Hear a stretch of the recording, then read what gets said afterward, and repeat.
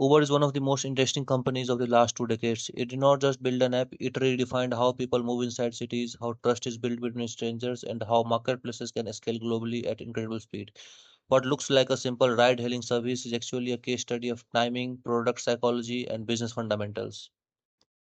In this series, I analyze iconic businesses and products not just from the outside but from the inside. We will look at why they exist, who they serve, and how business models are structured, and the micro level design choices that captures and hold human attention. Each breakdown is meant to uncover lessons that entrepreneurs, product builders, and strategists can take and apply to their own work.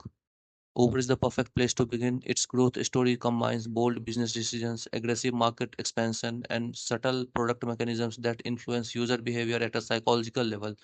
By studying Uber, we can understand not just how a single company scaled, but also how businesses and human psychology interact at a very deep level.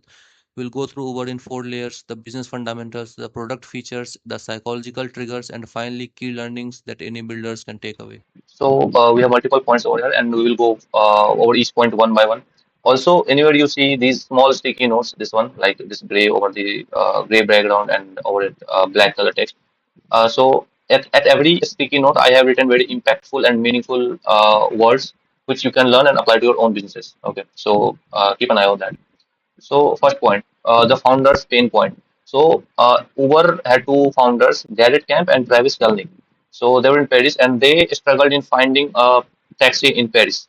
That's the first thing which what Uber started back in 2008. So if you have a personal problem, then the chances of the business scaling is increases drastically. So it was a personal frustration that they couldn't find a taxi, and that led to a universal pain. Also, selfish solutions often scale because if you have a selfish solution, the solution will benefit you first of all. So you will be the first customer to benefit from your product.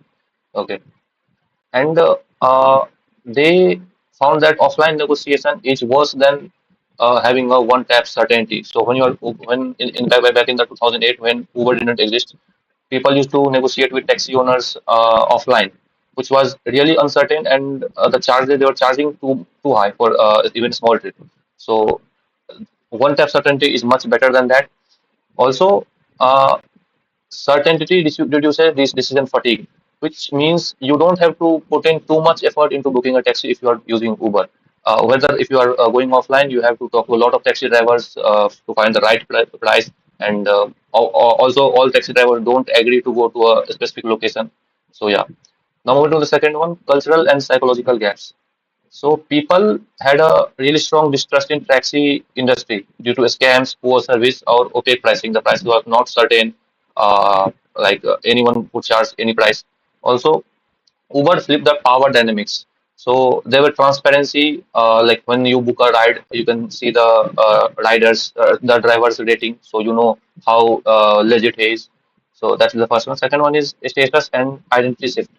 So early adopters, the people who were too early to use Uber, felt that they were using some hacks, luxury service. So back in 2008, black cars experienced democratized. So back in 2000, black cars seemed to be a luxury car, but after Uber, black cars became common, and even normal people can have access to that, and it makes them feel they are using something luxury. Okay. Uber also controlled psychology for rider, the person who is choosing the car. They can just choose a car, track road, no cash. So that leads to less anxiety, and the less anxiety you have, the friction reduces in booking the cab or car. And for the driver, flexible work identity, and so basically, if you are a rider, you don't have to work under someone pressure that you can only work from 8 a.m. to 10 p.m. During every day in order to fill the rent of the car. You can just work whatever time suits you the best. You can work at night, you can work at day, whatever you want. Next one is economic inefficiency is exploited. So private cars were underutilized. People who owned their own cars did not use their cars very often, and this increased the inefficiency of private held cars, and due to which people started using Uber. Due to which they only have to pay once when they are using their car, and this also reduce the inefficiency of the private owned cars. So Uber also introduced dynamic prices, which means like when you have demand, when the demand is high, the prices automatically go up, and when the demand is low, the prices automatically goes down. This increases the trust of people on Uber services and increases the reliability of the service. Next up, we have competitor and market landscape. So the taxi industry was weak at that time back in 2008. It was fragmented, it was unionized, and it was regulated. So due to a lot of factors, it was slow to innovate and slow to make a shift so that people can trust the industry. Uh, so there were some businesses which used to allow people to share rides. So companies such as Sidecar or Lyft. So they were vehicles on the going on the same road, and people can use it like a sort of bus, okay, and share the s- uh, ride, okay.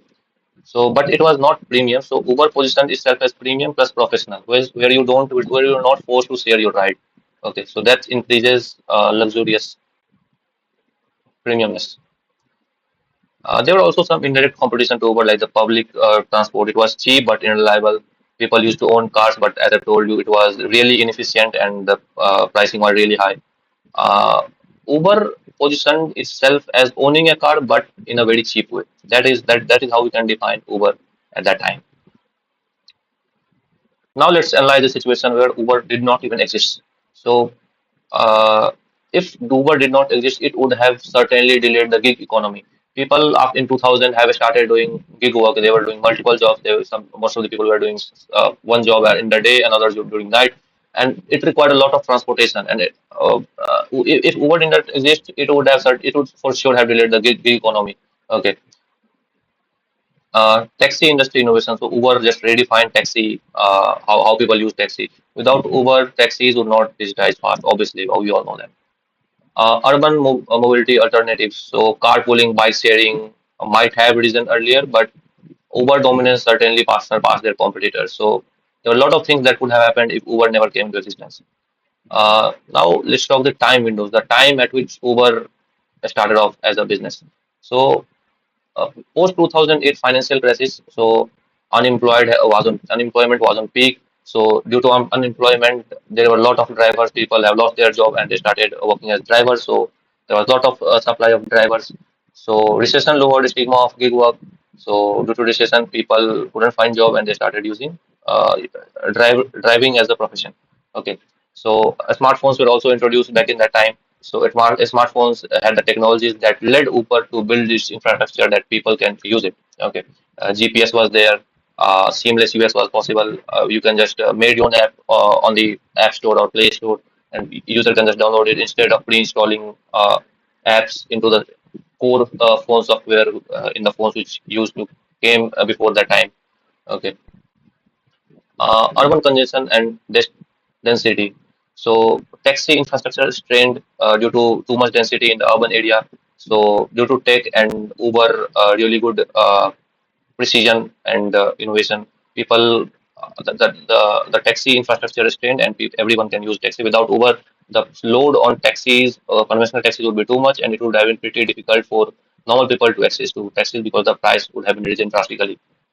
Now let's talk about the target users of Uber. Now for the rider side, people who used to ride and going to ride through Uber, they were early adopters. People who were corporate, who were working in big corporates, they wanted status and convenience. So they were the early adopters. Also, people who went to clubs or bars at night time, they wanted a safe ride and social flex. So they were also the early adopters of users. Now coming to the mainstream riders, so middle class commuters who wanted predictability and time saving. Predictability in the sense that they want predictable time in which the cab or the car arrives at their location and what times it takes them to reach their location. So there's the predictability, and they also the people who also used to wanted a time saving transportation alternative, so they also started using Uber. Also, women riders, people, especially women who wanted safety and autonomy at night, so their locations were being tracked. So there were also mainstream riders and non-car owners, people who didn't used to own car but needed a car in the meanwhile often. So like young people or students. So it was way cheaper than owning cars. So there are also the mainstream riders for Uber. Now coming to the driver side, people used to drive the car. So gig economy pioneers. So post 2008 underemployment, people needed a flexible income option. So they started driving and using their car as an asset to earn money. uh, Immigrant communities, people who have came to came from another country and they were in desperate search of a job as soon as possible. So they also started driving, taking out cars on rent and started driving that as Uber to earn money to live. So there were also people who were working at two jobs, such as students, teachers, or people who wanted just some extra money or some part-time job using their car as an asset instead of liability. So they also became drivers of Uber. So there was too many cultural and psychological hooks too, which attracted the users of Uber, both on the driver side and the rider side. So luxury was made affordable using Uber. As I have told you, black cars were a luxury at that time, and Uber normalized black cars, so black cars were there for everyone. So luxury was made affordable. Tech identity signal back in 2008, technology was completely new. Smartphones were new, so technology was also a premium thing. So people started using tech in order to book a taxi, which were also modern, and people started showing off that feature. Safety and trust shift from opaque taxis to ratings and GPS. So instead of as local taxis did not have any safety measures, GPS, their location was not tracked, the ratings was not there, so that people, the rider or the driver, did not know that how the person would behave in the cab. So there was ratings which encouraged drivers and riders to get to know like what's kind of behavior the person I'm traveling with they have. So safety was increased. Also, pain points were solved. Unreliable taxis, pricing anxiety, driver exploitation was not there at Uber.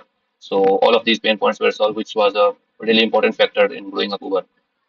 Psychology shift. So it was early, so people started using flexing it as it became mature. So it was became everyday utility, and Uber's revenue would increase drastically. So yeah, that was the target user segment for this video. Now coming at the business fundamentals of Uber. So let's understand the core model of Uber. So Uber was using two-sided marketplace. So Uber was getting paid from both riders and drivers. Uber was just a middleman between riders and the drivers. Okay, so Uber was getting commission from both sides, from the riders too, from the drivers too. Asset like a platform. So Uber did not own any car. So Uber did not have to invest any money in owning cars. They were, as I told you, they were only the middlemen. So they did not own any cars. So they did not have to carry any liability along with them. They were controlling the entire system without owning anything. So Uber used to set everything, price, rules, matching, everything. Okay. Now coming to the revenue, how Uber used to generate revenue. So Uber used to take commissions per ride. So it was usually between 15 to 30% per trip. Surge pricing. So if there is high demand, then the prices was more. If there are demand is less, the prices decrease. It was automatic, and as per it was seen like how many people are booking at a specific location at a specific time. If it's more than the number of drivers, then the price increased. If it's less than the number of drivers, then price decreases. Okay. So Uber also introduced its sub brands such as Uber Eats, which diversified the system without using any external asset. They were only using everything they had. And like during the COVID times, Uber Eats was scaling drastically, so it helped them with a lot of revenue generation. Also, they also starting some driver services like loans, rentals, insurance. So, like if a driver used to own any car, they don't have to go to another place to take out the services. They obviously have to take if they own the car, such as loans or rentals or insurance. So they themselves can Uber themselves can provide these services, and they were also benefiting from them. It was also convenient for the drivers as well because they don't have to talk to a third person. They were already in connection with the Uber. Now let's talk about the costs of Uber, the expenses Uber used to invest in acquiring. So basically, customer acquisition, rider discounts, and driver sign up bonuses. These were the costs of Uber. So acquiring customers through marketing and all, giving discounts to new drivers, the first time users. So also giving sign up bonuses to new drivers. So these are the expenses of Uber. Driver incentives, such as guarantees or referral rewards. So if I'm a driver and I referred one of my friends to join Uber too as a driver, so I will be getting some referral rewards, which was also costing Uber. Tech and operations, so mapping, routing, within the last few years, AI is also involved in the Uber. All these tech things and operations is also obviously they have to pay employees, they have to pay for APIs and other services in the backend they are using. Also legal and regulatory things such as if you have such a big business, you also have to tackle legal and regulatory issues where you have to spend some money. So these are basically the four things where Uber is spending their money. Yeah. Now let's talk about the growth loops of Uber, which allowed Uber to gain more revenue and get more people to join Uber, both as riders and drivers.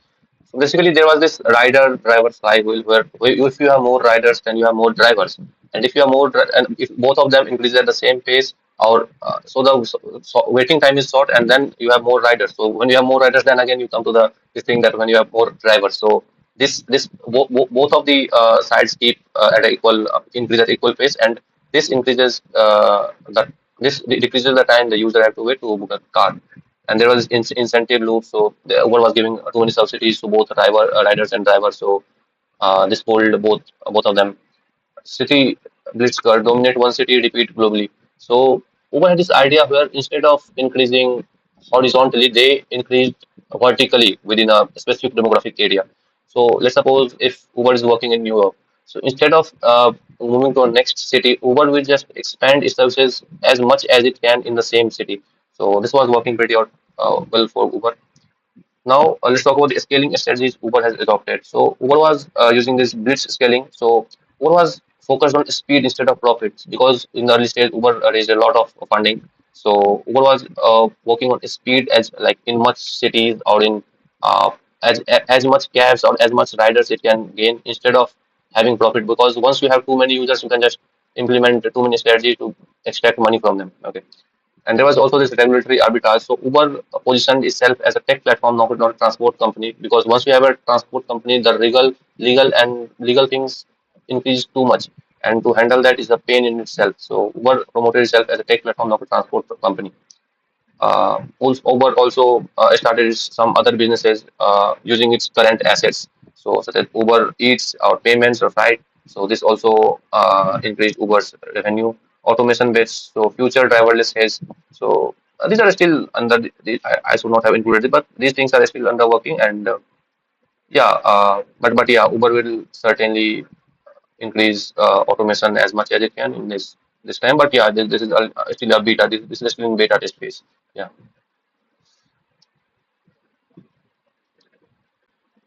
Now let's move to the next section, that is the product breakdown itself. We will be breaking down Uber and saying how Uber works, how the in-app built-in psychological levers catch human attention and hook users, and a lot of things. Also, we do have a lot of sticky notes here, over here, so we will have a lot of insights, and you can find new learnings that you can apply to your own businesses. First one is acquisition feature. So how Uber used to acquire both drivers and riders. So the goal of these features is to get both riders and drivers as quickly as possible. So Uber were running two types of referral programs, both from the driver side and from the rider side too. So all these referral programs used to reciprocate users at psychological levels. So this reduced the loss of users both on the rider and driver side, and it increased the number of drivers and riders simultaneously. So if you have more riders, if and less, and if the reciprocity is not that good, so let's suppose the number of drivers increased, but number of riders are not there. So there is a lot of demand. The demand will be less and the supply will be high. So that is why the prices will go down and Uber will not be making too much money. Okay. Mm. Second one is discounted rides. So affordable fares reset mental model of pricing. So compared to the traditional taxi system, Uber was offering considerably less price to riders. Okay. So they were not just promoting it. So they were a very deliberate habit formation. Uber tried to form a habit in common people to change their transportation mindset to use Uber, and they should forget about traditional taxi systems. Okay. So they just reframed taxis as overpriced, and instead of choosing overpriced taxis, people should be choosing Uber's service. Also, the onboarding UX was really simple in Uber. You just have to tap once for the payment integration. Like you can just add your card, and every time you travel, amount will be deducted from your card. You don't have to look up for changes. So you don't have to pay in cash. You don't have to take consideration of changes that okay, $273.15. So I have to look for 15 cents. No, you can just pay from your card, and yeah, the friction was really less as you don't have to care about the payment. Everything was automatic in this one tap. Also, since the friction with Uber was reduced, the friction it automatically pulled the psychological lever in the people's mind that taxis are very taxi system is very has very too much friction. So if you have a very smooth system, then obviously you don't want to go to a overpriced, too friction enabled system. Okay. Second one is retention feature. So how Uber used to Uber made people happy to repeated use of Uber. So first one is saved locations and one tap reordering. So obviously you have also used Uber at some time. So you will notice that once you visit a place, Uber generally saves that place in your system. So whenever you open the app again, you have an option to select that location again without even typing. Okay. So again the friction is reduced again. Okay. So the cognitive effort is reduced. You don't have to think, well, that I have to type, okay, I have to go to this location. No, this is already there in the saved in the system. So you can just tap once and the car will come to your place. Okay. So the less typing you have, the more automatic use, and this again reduces friction. So ratings and reviews both for the driver side and the rider side. So the riders can know how the driver will behave, and the driver can know like how the rider will be. So this increased trust in the both sides, that riders can trust drivers and drivers can trust riders. So there was social. There was also this social pressure that when people used to book a conventional taxi, they did not know how people from the other end will behave, how their behavior will be, is he drunk or not, like if he or she will misbehave or not. So Uber reduced this social pressure. Uber also increase the reliability promise. So differentiator versus taxi certainty of arrival. So if you, let's suppose you want to go somewhere and you ask a local taxi like, okay, if I will you go over that place, and if he denies, so there is a chance that he will be uncertain. But if once you when you book Uber, the location is already given, so only the driver who are accept willing to go to that location will accept your offer to take you on the ride. So basically, the surety is there that if you use Uber, then the upcoming driver will surely get your location. Now let's talk about the monetization features. How Uber used to make money. Okay, so let me just expand it a little bit. Okay, yeah, but uh, yeah. So there are this surge pricing UI. So if you are in a specific location and there are too many riders as compared to drivers, then the pricing will automatically increase. Okay, and if the number of riders is significantly less compared to drivers, then obviously the price will decrease. So there was surge pricing UI. So you know that you are paying only the only the perfect amount for the ride you are choosing, depending on the situation of that time. So Uber also introduced Uber Eats, which helped Uber to generate more revenue. There was the infrastructure when Uber started. Uber Eats, the infrastructure it used was same, but it was just scaling like vertically, not horizontal. So it did not increase any the same any small feature in the Uber system itself, but it using the same infrastructure. Uber introduced Uber Eats, and yeah, Uber Eats helped Uber significant to gain significant more revenue. Okay, as I've told you, Uber also sold driver financial products. So if there is a driver registered with Uber, they don't have to go to any third company to pay for rentals, insurance, or loan. Uber itself was the middleman between drivers and other driver financial products. Okay. Now let's talk about the engagement feature. What people saw in Uber that kept people engaged. Okay. So live GPS tracking. Okay. So whenever you book a cab on or a car on Uber, so there is this live GPS tracking. It shows you where is the cab that is coming to you. Okay. So the anxiety level was reduced. You were sure about, okay, the cab is there and it will take like it's very close to my home, so it will take very less time. Okay. So waiting anxiety was reduced, and it was actually turned into entertainment. You just keep watching it. Okay, now 500 meters, now 400 meters. So that creates an level of engagement to the users. Okay. Also, there is progress bar effect. So when you book a ride, there is a small progress bar which shows, okay, 50% of the way the road is covered, now 50% is left. So when you have a progress bar, when you have a ongoing progress bar, it keeps you hooked. Okay. Also, there is this rise history and receipts. So you can always know where you have went in the past. You can always download receipts. Or whether in traditional safety, the system was like not at all there. The system was accountable.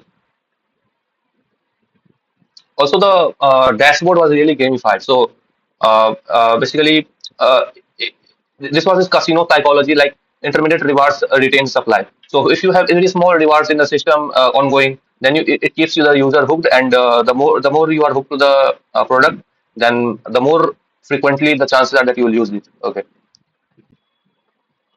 Now let's talk about the demand side features. Demand side means the area of the customers which is creating the demand, that is riders. So the goal of this is to make riders feel convenience plus status. So there was this upfront price pricing feature in Uber. So you know like how much, how exactly you will be charged for traveling to the certain location. So if you are, when you are certain about something, that is actually better than being uncertain about something, even if that is if, even if there is a case that that might be affordable.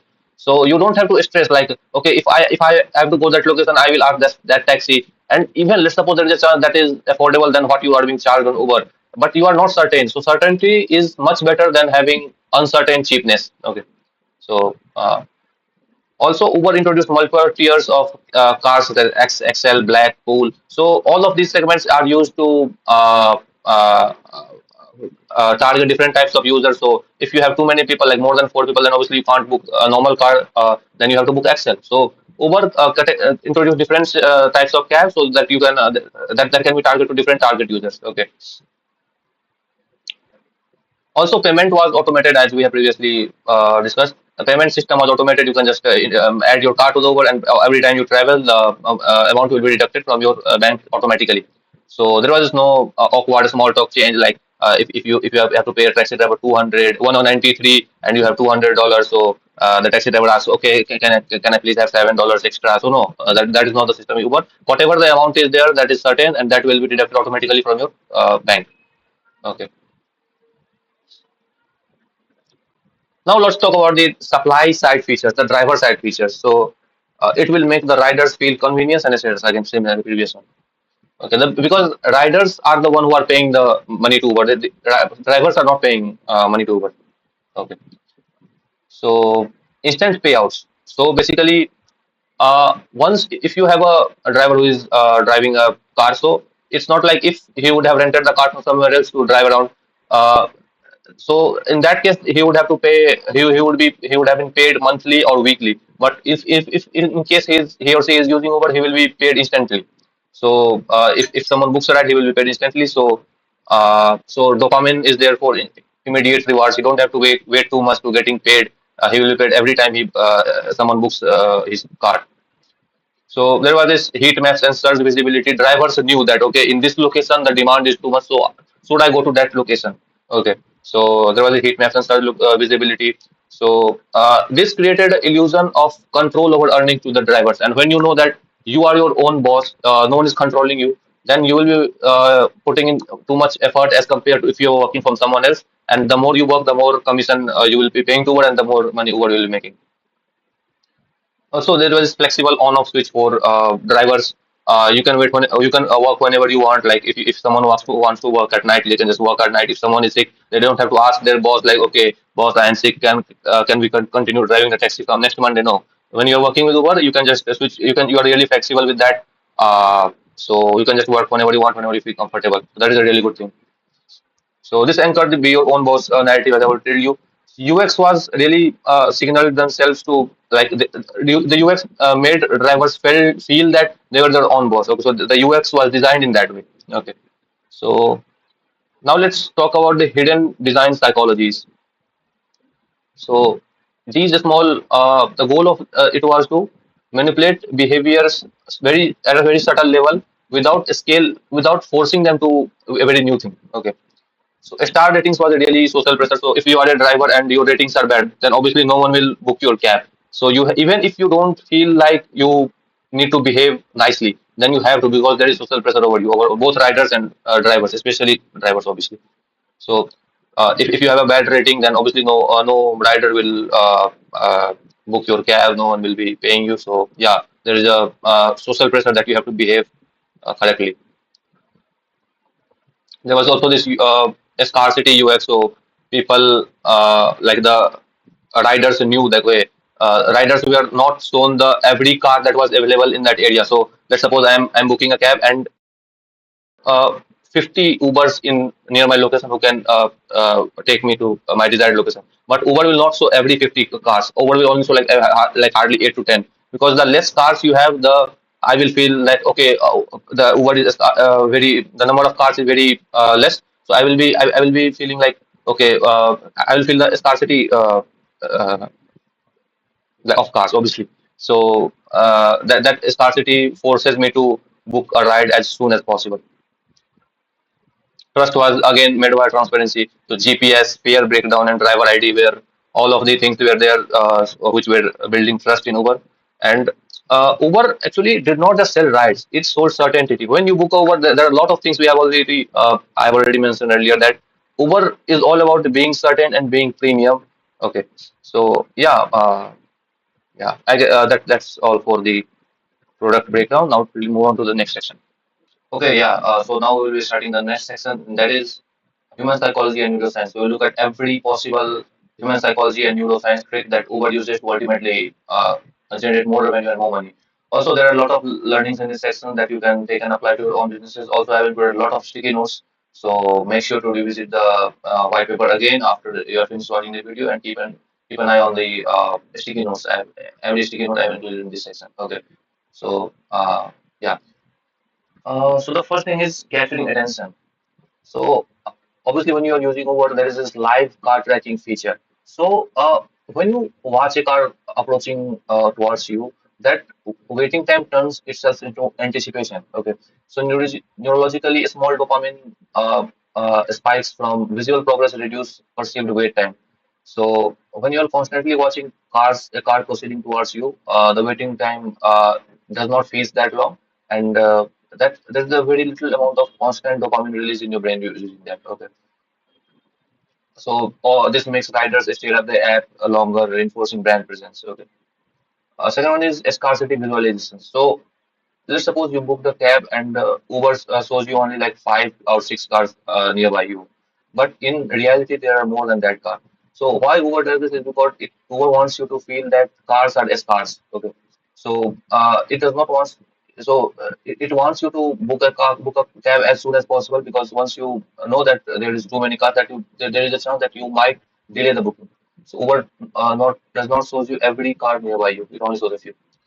Last one is notification pings. So whenever a car or cab arrives is about to arrive at a location, the app sends you two notifications using very considerably made sounds, notification sounds, or consider or uh,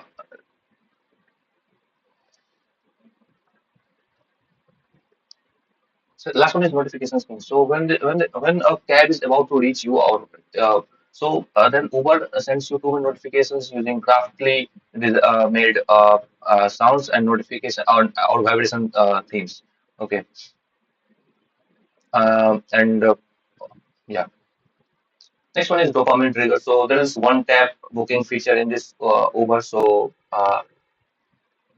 when you book we're using only one tab, there is no effort, and when there is no effort, the gratification is instant, and this reduces friction drastically.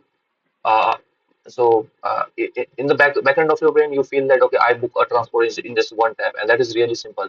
And as a human, your brain needs to do prefers to do task as in a way which utilizes as less energy as possible. So that is really good for your brain. Not good for your brain, but your brain feels very easy to do that. So yeah. Second one is surge multiplier reveal. So seeing fear surges triggers emotional conflict.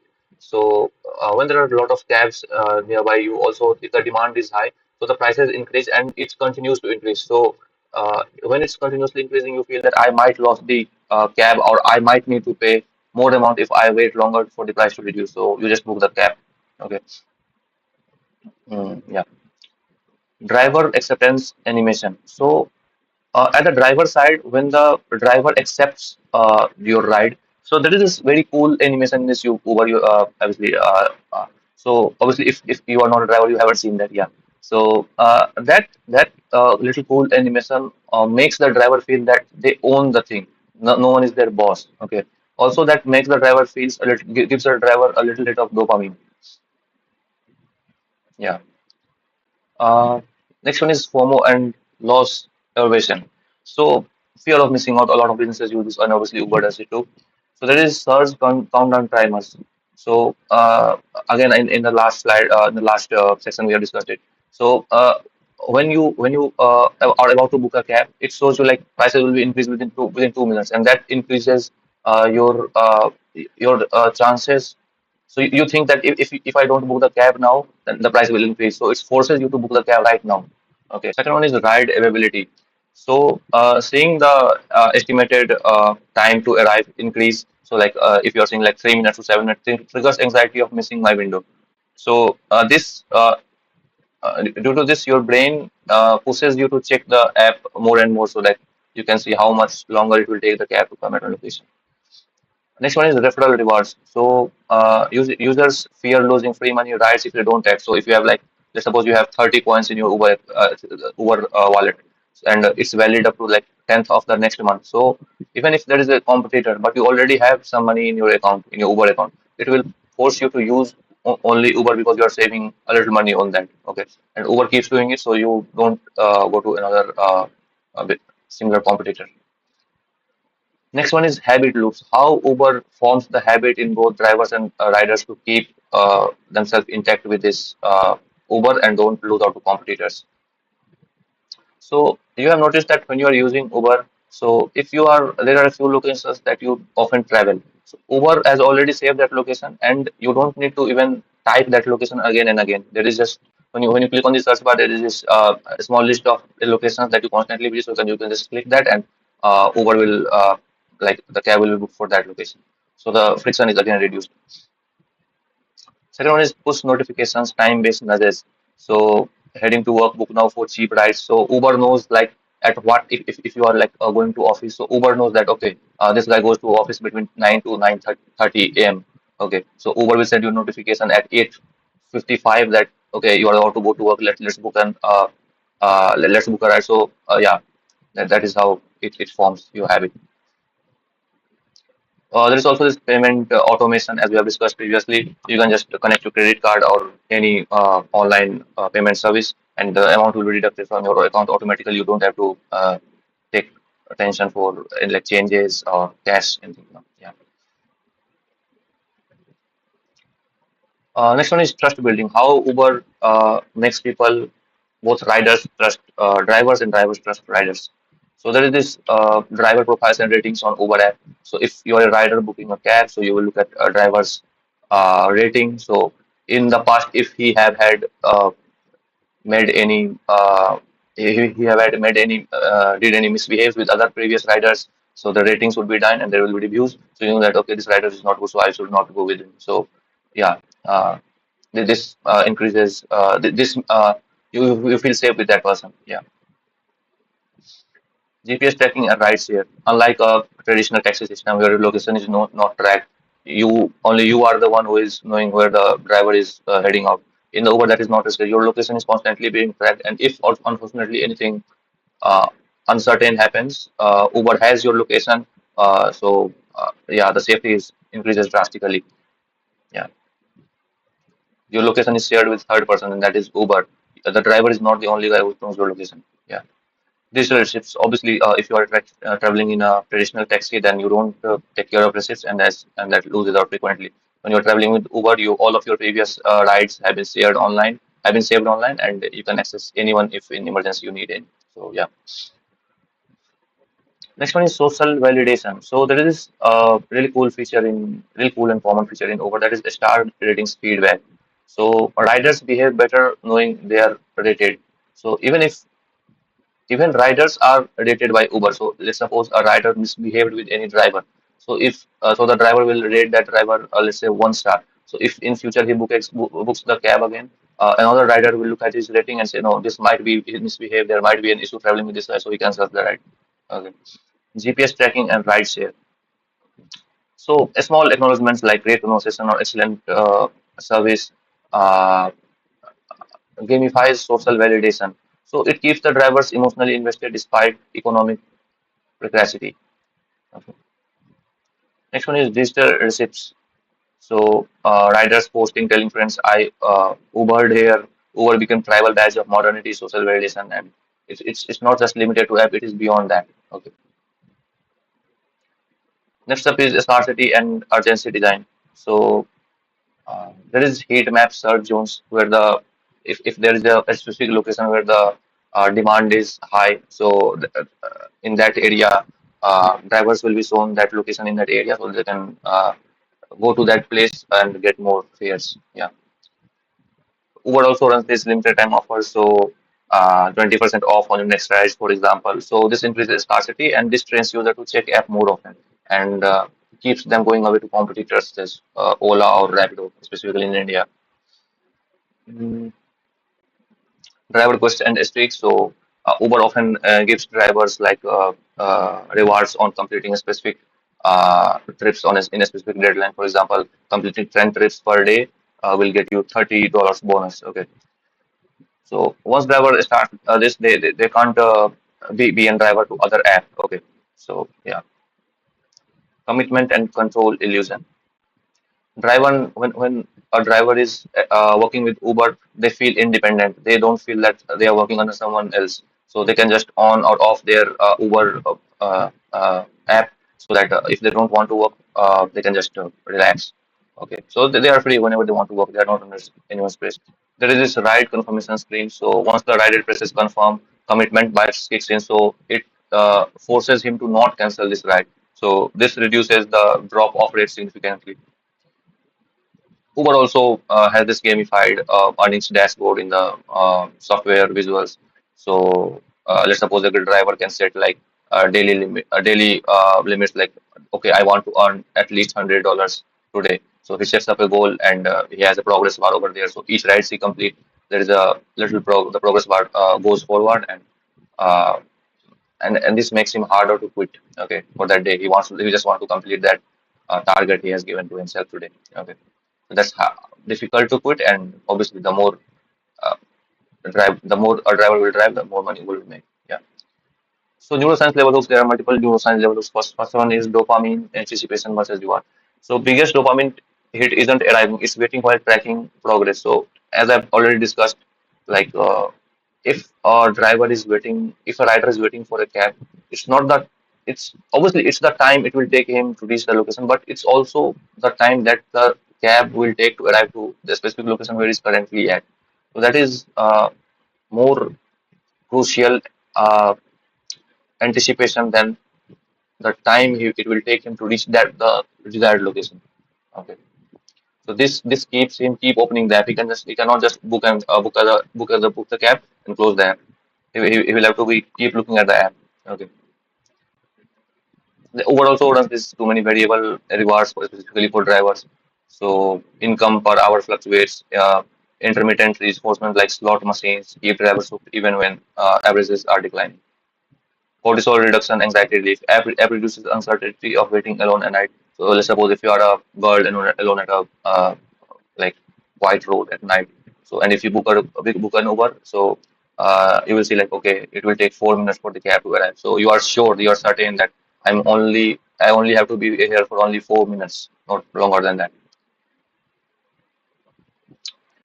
Okay, so that's it. Let's move to the next session, that is learning for entrepreneurs and beginners. What you can learn from Uber. First one is micro strategy lessons. Okay, so I will not. This video is already getting too long, so I will not be covering everything like in detail. I will just be going like over each of them fast. You can just look at this whiteboard later after this video. I provided the link in the description, and you can just look at it in detail and apply everything you learn from to your own business. So Uber did not just create it. Uber actually created a market and not just entered into a pre-existing market. Okay, all of the Uber's competitors have came after Uber, so they have their own advantage. We will talk about that later. But created a market.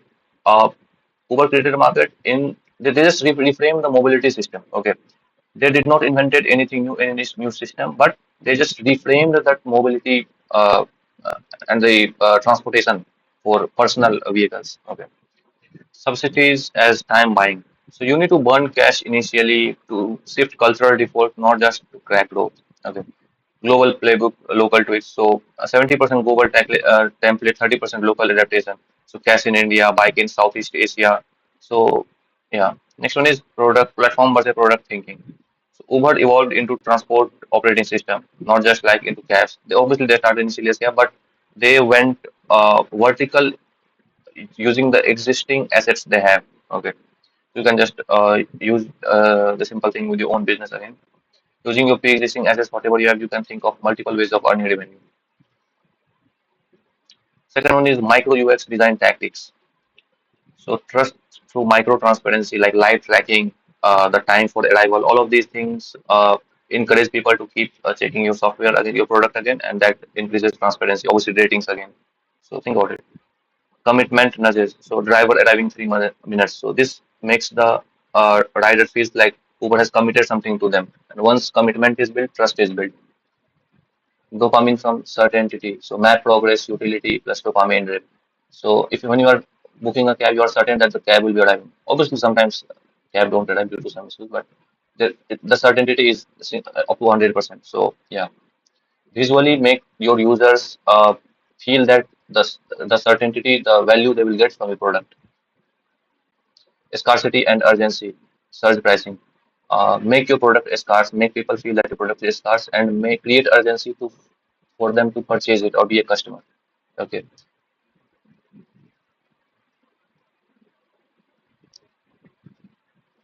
Next one is psychological and cultural design.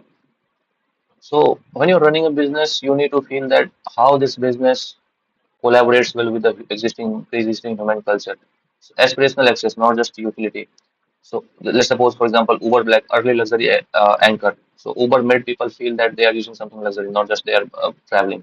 Okay, start premium and then you can downstream because it's significantly easier to take more money from a few number of rich people as compared to taking less money with too many numbers of not that rich people. Okay. Hmm.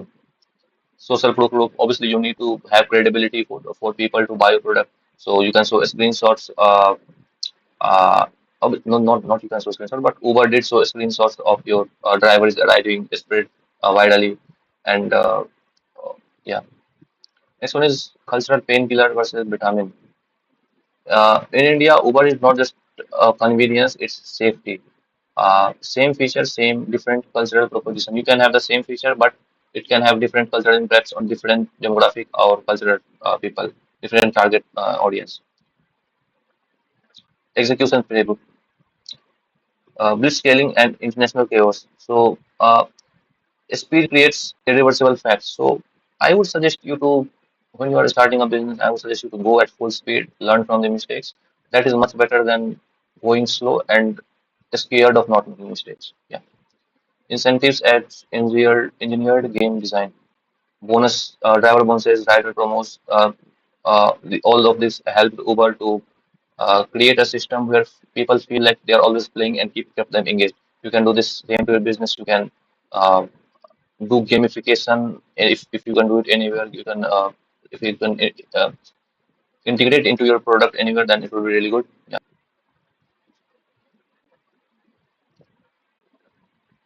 Default to liquidity.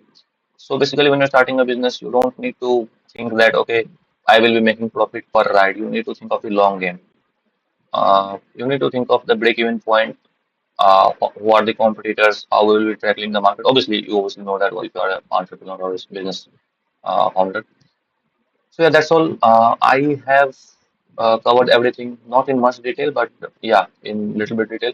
I will be providing a link to this whiteboard in the description below, and you can have a look at it. Keep an eye on this, on all of these sticky notes. There will be a lot of learnings you can find in these, and you can apply to your own businesses, and obviously it will help your business to grow more. So yeah, thank you. Bye.